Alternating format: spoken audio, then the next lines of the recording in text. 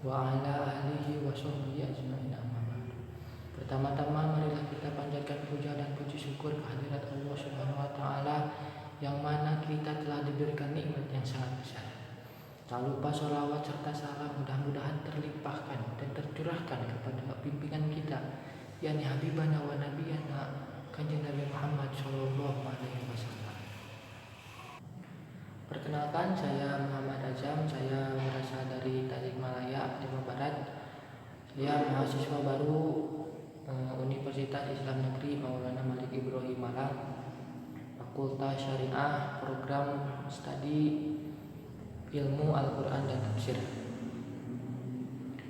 Di sini saya akan menjelaskan beberapa materi PBAK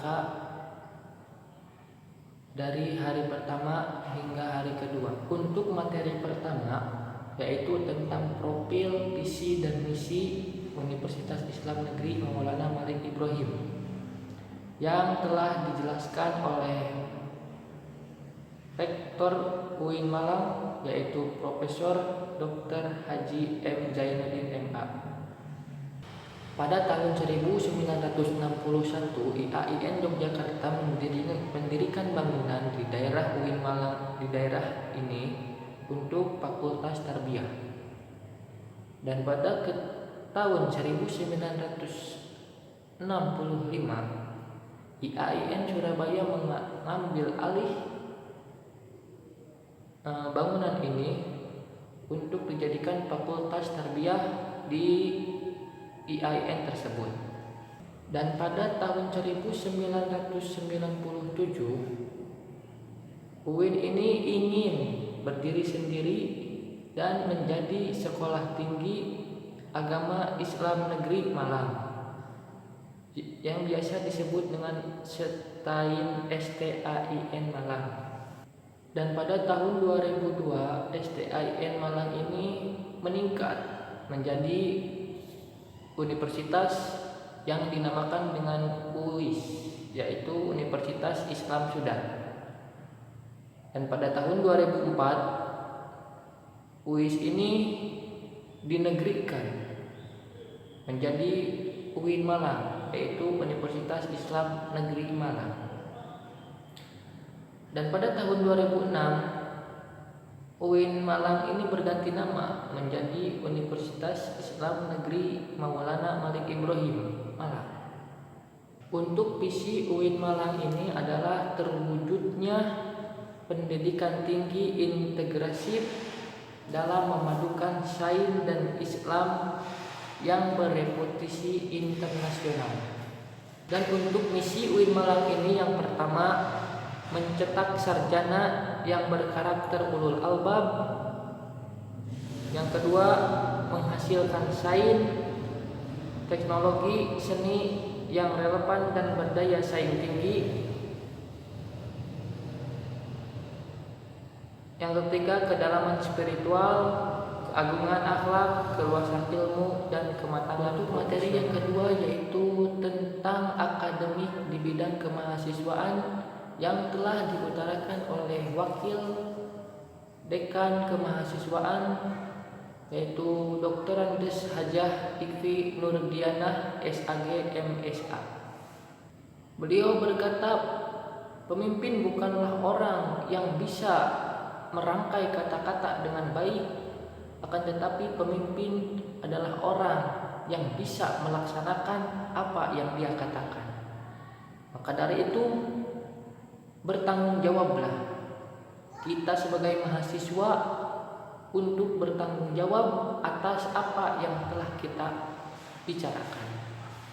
Dan beliau berkata bahwasannya pemimpin adalah bukan orang yang bisa memprovokasi ataupun yang mudah untuk diprovokasi, akan tetapi pemimpin adalah orang yang bisa menjaga dirinya sendiri dan bisa memotivasi untuk dirinya sendiri.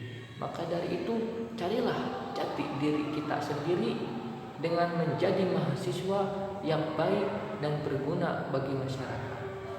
Pemimpin yang baik adalah pemimpin yang selalu memberikan jalan untuk masa depan bagi orang lain, bukan mencari-cari kesalahan dari orang lain. Oleh karena itu, kita harus mengedepankan positive thinking dan menjadikan jalan untuk orang lain, dan jangan selalu menyalahkan orang lain. Pemimpin masa depan adalah orang yang selalu membesarkan alma maternya dengan prestasi-prestasinya, bukan orang yang selalu menjelek-jelekan alma maternya dengan keburukan-keburukan yang ia lakukan. Maka dari itu, kita sebagai mahasiswa UIN Malang harus menjadi pemimpin yang baik dan benar. Untuk materi ketiga, yaitu materi tentang lingkup kerja Dewan Eksekutif Mahasiswa. DEMA ini merupakan organisasi intrakampus yang meluas lingkup, yang merupakan lembaga eksekutif kemahasiswaan di level universitas. Dan DEMA ini mempunyai fungsi dan tugas masing-masing. Untuk DEMA ini memiliki fungsi sebagai pelaksana program ormas dan sebagai lembaga yang mengkoordinasi dan menginstruksikan pelaksanaan kegiatan kemahasiswaan di tingkat universitas. Dan DEMA mempunyai tugas sebagai berikut. Yang pertama, melaksanakan program kerja organisasi yang sudah disepakati oleh Senat Mahasiswa. Yang kedua, mengkomunikasikan dan menginformasikan kegiatan kemahasiswaan di tingkat universitas. Yang ketiga, melaksanakan koordinasi dan sinkronisasi kegiatan kemahasiswaan. Dan DEMA memiliki struktur organisasi yang meliputi ketua, wakil ketua, sekretaris, bendahara, dan berbagai kementerian. Presiden mahasiswa menyampaikan ada beberapa program kerja yang DEMA miliki.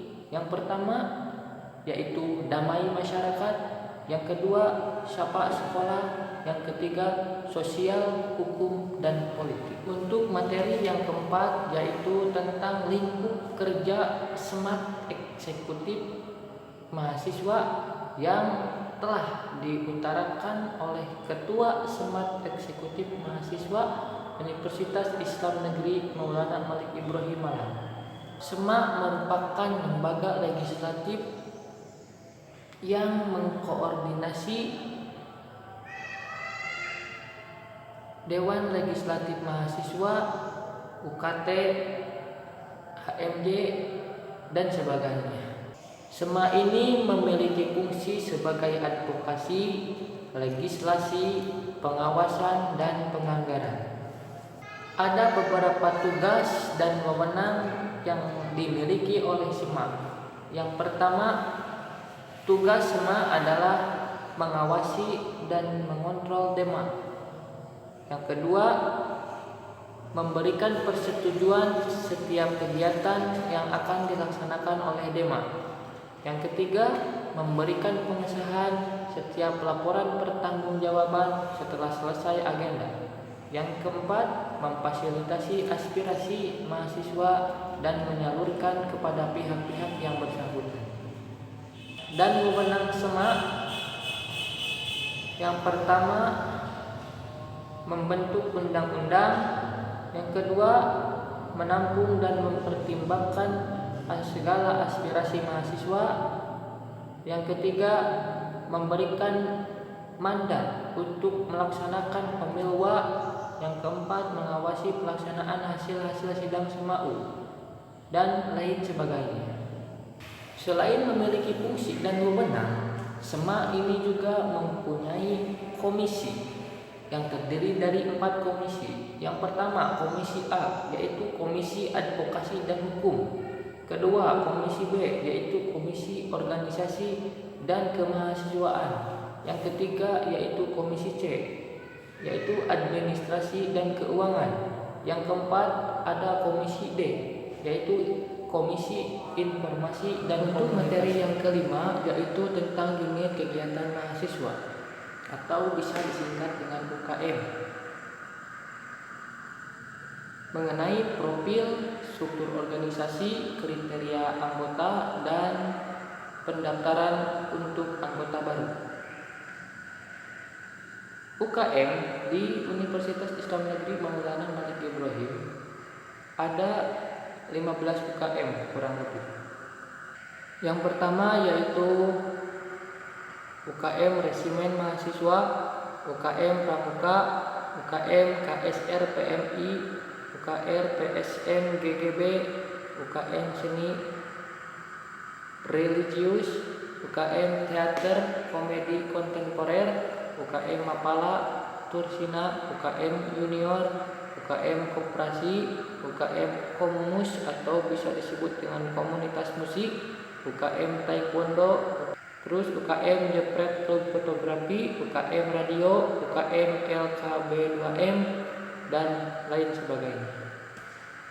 UKM tersebut memiliki profil sendiri masing-masing yang terdiri dari pengertian UKM tersebut, asal berdirinya UKM, struktur organisasi, dan kegiatan-kegiatan mingguan, bulanan, dan tahunan di dalam kegiatan mahasiswa tersebut.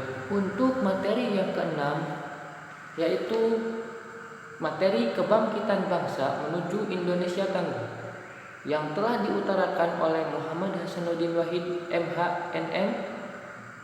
Beliau adalah alumni Universitas Islam Negeri Malang ini dan sekarang menjabat sebagai anggota DPR Republik Indonesia. Jumlah kasus di Indonesia yang terkonfirmasi saat ini adalah 4.066.404 jiwa dan 131.372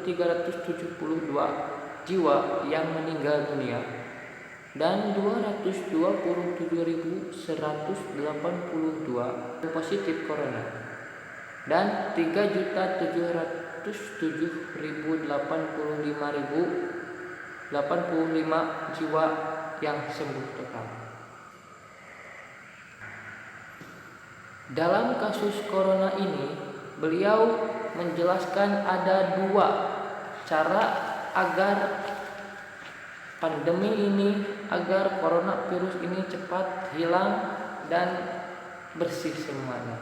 Yang pertama, dipercepatnya vaksinasi, yaitu seluruh warga Indonesia harus mempercepat vaksinasi ke daerah-daerah di penjuru Indonesia agar corona ini dapat dicegah dan tidak lagi menyebar di seluruh Indonesia. Yang kedua, disiplinnya berprokes ataupun disiplinnya berprogram kesehatan. Bahwa kita ketahui bahwasanya di Indonesia ini masyarakat Indonesia tidak mementingkan program kesehatan yang telah dianjurkan oleh para dokter yang ada di Indonesia ini. Maka dari itu, pandemi ini, coronavirus ini tidak henti-hentinya menyebar. Maka dari itu, kita sebagai warga yang berpikir cerdas, yang ingin sehat, kita harus mengerjakan program kesehatan yang telah diberikan oleh dokter di seluruh Indonesia ini. Beliau juga menjelaskan tentang dampaknya COVID-19 dari sektor ekonomi, yaitu yang pertama melemahnya daya beli, yang kedua hilangnya pekerjaan, dan di sektor pendidikan yang pertama putusnya anak-anak sekolah, kekerasan pada anak dan risiko eksternal, dan penurunan capaian belajar. Maka dari itu, kita sebagai mahasiswa Universitas Islam Negeri Malang ada peran penting yang harus kita lakukan. Yang pertama, arus utama pengembangan teknologi digital. Yang kedua, link and match dengan sektor industri. Yang keempat, menjadi kekuatan sosio-teknopreneur. Yang keempat, epicentrum ajaran agama inklusif. Itulah teman-teman 6 materi yang telah saya dapatkan dari 2 hari ke belakang mengikuti PBAK 2021 ini.